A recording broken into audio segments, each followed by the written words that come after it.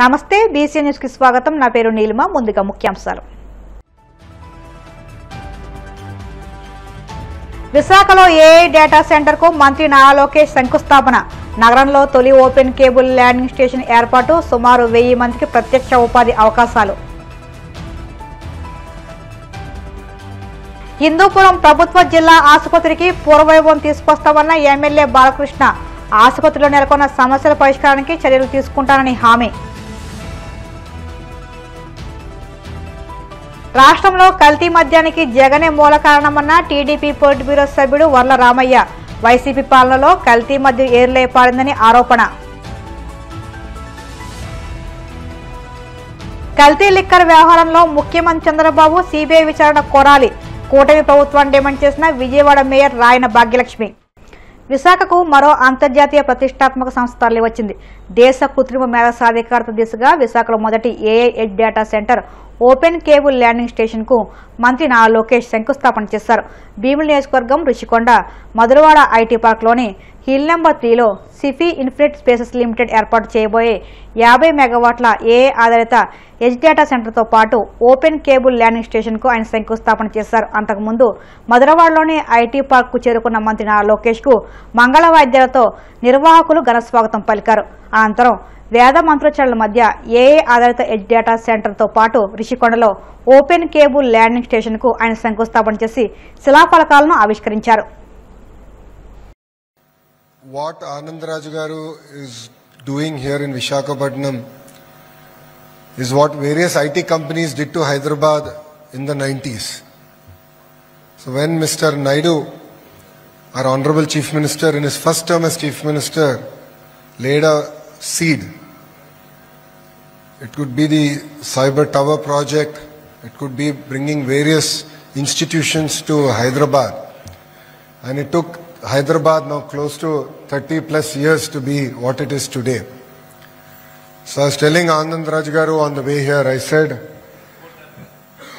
Kot Raj Garki, I was telling, what we will achieve here today, if you look at it, is we laid a foundation, and what Hyderabad took 30 years, we will actually take not more than 10 years to achieve here in Visakhapatnam.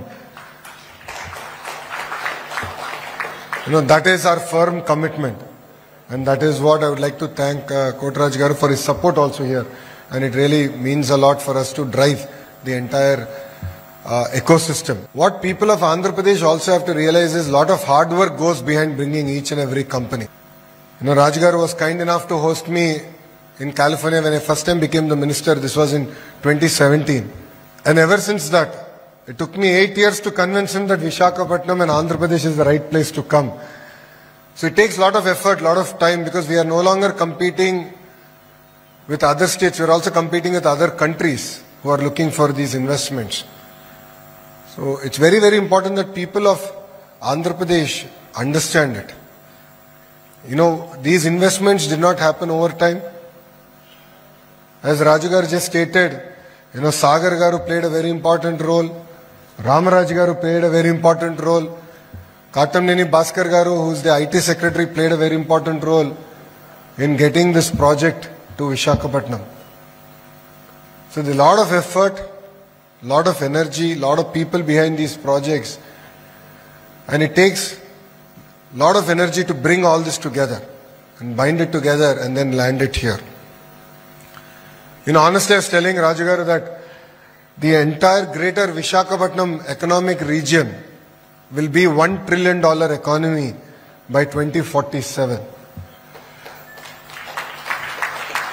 For Andhra Pradesh, Visakhapatnam is our economic capital. And this is where we will be driving our agenda. This is where investments will be coming at next level. As a government, we believe that, of course, every state should have only one capital, but development should be decentralized. And this has been our mandate.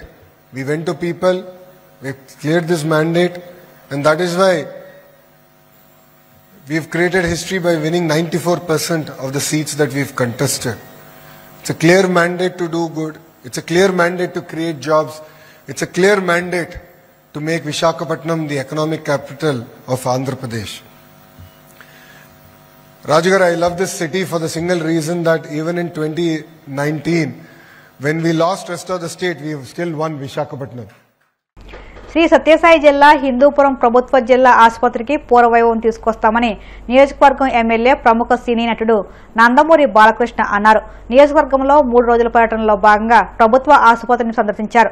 అభివృద్ధి committee సమావేశం నిర్వహించి ఆసుపత్రిలో సమస్యలపై వైద్యులతో చర్చించారు.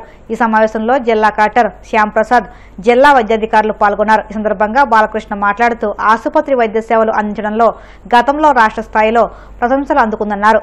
తర్వాత ఆసుపత్రిని నిర్లక్ష్యం చేశారని ఆవేదన వ్యక్తం చేశారు. ఆసుపత్రిలో నెలకొన్న సమస్యల పరిష్కారానికి చర్యలు తీసుకుంటారని హామీ ఇచ్చారు. చైర్మన్ గారు ఉన్నారు, మన కలెక్టర్ గారు శ్యాంప్రసాద్ గారు, మిగతా కార్యవర్గ సభ్యులందరూ కూడా వాళ్ళందరి సమక్షంలో ఈనాడు డాక్టర్లు అండ్ నాన్ మెడికల్ అందరి సమక్షంలో మీటింగ్ ఏర్పాటు చేయడం జరిగింది. ఒక ఆసుపత్రి యొక్క అభివృద్ధి కోసం వాళ్ళకి ఏమేమి ఇంకా ఆసుపత్రికి అంటే గతం గురించి మాట్లాడదలుచుకోవాలా, ఆసుపత్రి మంచి కార్పొరేట్ హాస్పిటల్ లెవెల్కి మనం అప్పుడు తీసుకెళ్ళడం జరిగింది. తర్వాత కొంచెం నిర్లక్ష్యానికి గురి కావడం, మరి ఇక్కడ ఉన్న కేసులన్నీ కూడా పక్క వేరే ఆసుపత్రులకి అన్నీ రెఫర్ చేయడం, అవన్నీ వాటి గురించి సమీక్షించి అందరితో అవసరాలు ఏంటి, ముఖ్యంగా వాళ్ళకి ఆసుపత్రికి కావాల్సిన అవసరాలు ఏంటి. ఫర్ ఎగ్జాంపుల్ గైనకాలజిస్టులు ఉన్నారు, ఇక్కడ ఉన్న సిబ్బంది కొరత వల్ల కొంత ఇక్కడి నుంచి అనంతపురం రెఫరల్ చేయడము, ఇట్లాంటి కొన్ని, అలాగే నర్సింగ్ స్టాఫ్ అయితేనేమి, అలాగే మార్చురీ అయితేనేమి, అక్కడ ఎక్విప్మెంట్స్ అవసరమైన ఎక్విప్మెంట్స్ ఏమిటి, ఉన్నవి ఏమున్నాయి, ఏమి వాడట్లేదు, అవసరమైన ఇంకా కావాల్సినవి ఏమున్నాయి, వీటిలన్నిటి కూడా అందరితో సమీక్షించడం జరిగింది.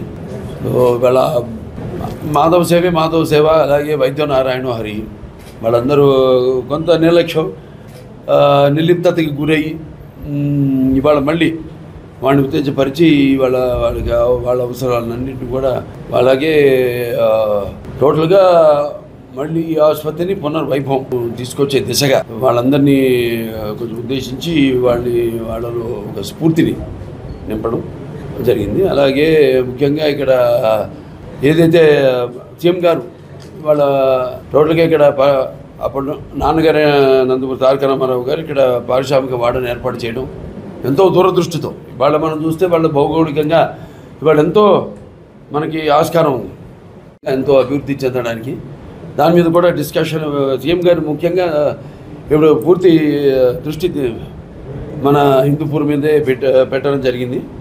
దాంట్లో ముఖ్యంగా ఏరోస్పేస్, డిఫెన్స్, దాని తర్వాత ఎలక్ట్రానిక్స్, ఈ 3 వీటి మీద అవి అందరినీ ఇక్కడ బాగా పరిశ్రమలు వచ్చేలా ఈ యొక్క ప్రాంతం అభివృద్ధి కోసం అలాగే ఇక్కడ స్థానికులకు ఉపాధి కలిగించాలని ఒక ఉద్దేశంతో ఈనాడంతా మళ్ళీ నేను కలెక్టర్ గారు మేము కూర్చొని అంతా డిస్కస్ చేయడం జరిగింది.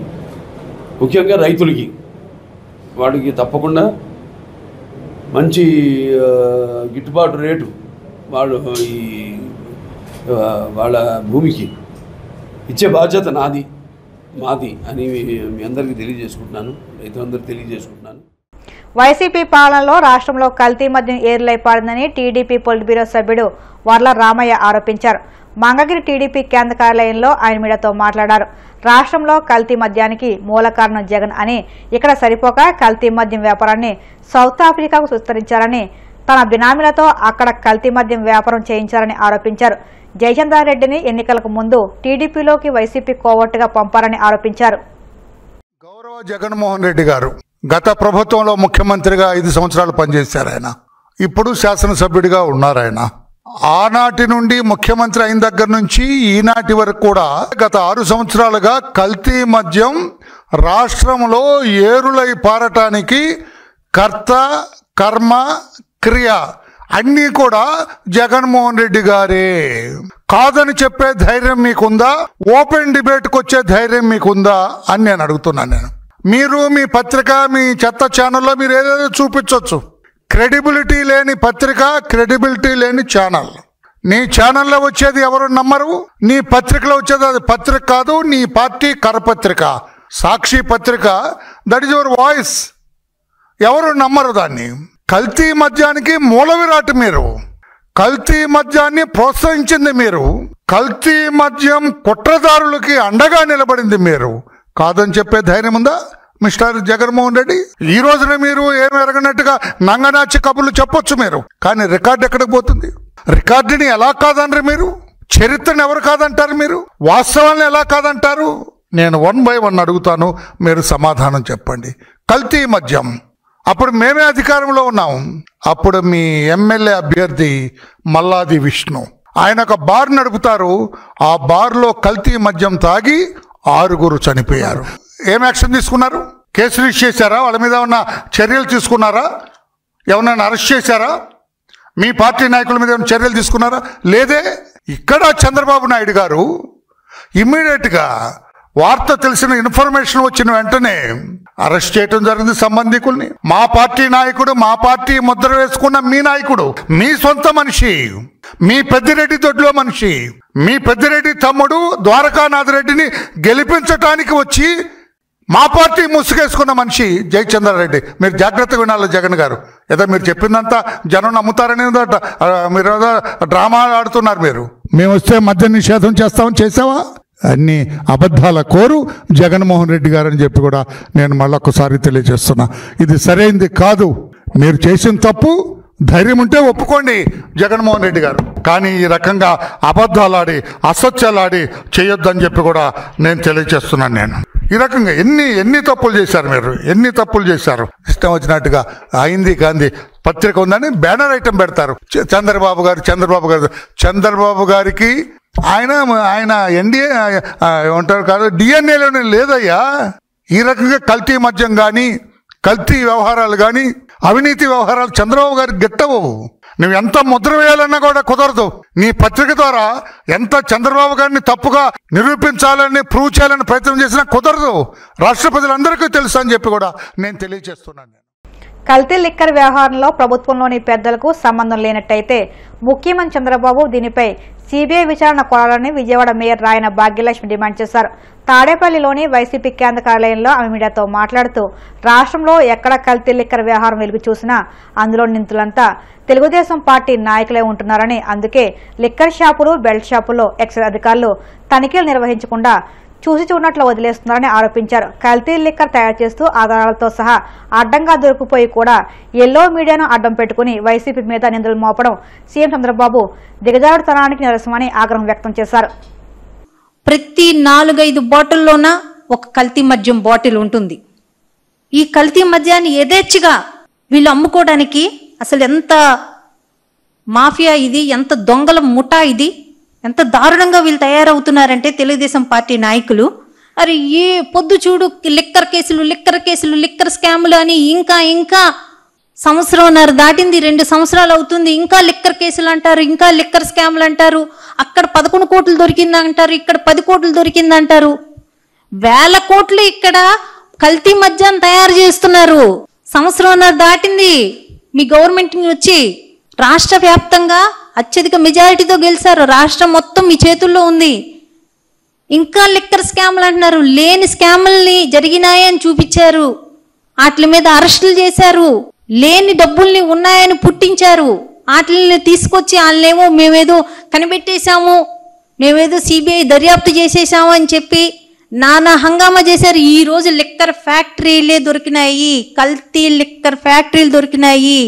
స్కాములు కావిది, కల్తీ లిక్కర్ ఫ్యాక్టరీలు. ప్రజల ప్రాణాలు, ఆడబిడ్డలు అయ్యో హలో లక్ష్మణ అని ఏడుస్తున్నారు రోడ్ల మీద. మొన్న విజయవాడ నగరంలో డయేరియా వస్తే ఆ డయేరియా ప్రాంతంలోన అన్ని షాపులు మూసినారు, లిక్కర్ షాపులు మూయలేదు. అంటే ప్రజల ప్రాణాల కన్నా మీ సంపాదనే మీకు ముఖ్యము. మీ సంపాదన కోసం మీరు ఏదైనా చేసేస్తారు. ఈ రోజు కల్తీ మద్యంతో ఇంతమంది మహిళలు తాలిబొట్లు తంచడానికి కూడా మీరు తయారైపోయినారు అని అంటే అసలు మీ ప్రభుత్వ పరిపాలన ఏంటి, మీ విధానాలేంటి? చంద్రబాబు నాయుడు గారు మాత్రం ఈ కల్తీ మద్యం మీద ఎట్టి పరిస్థితుల్లోనూ ఆయన బయటికి రావాలి, సమాధానం చెప్పాలి. ఇప్పుడు కాసేపు ప్రకటనలు.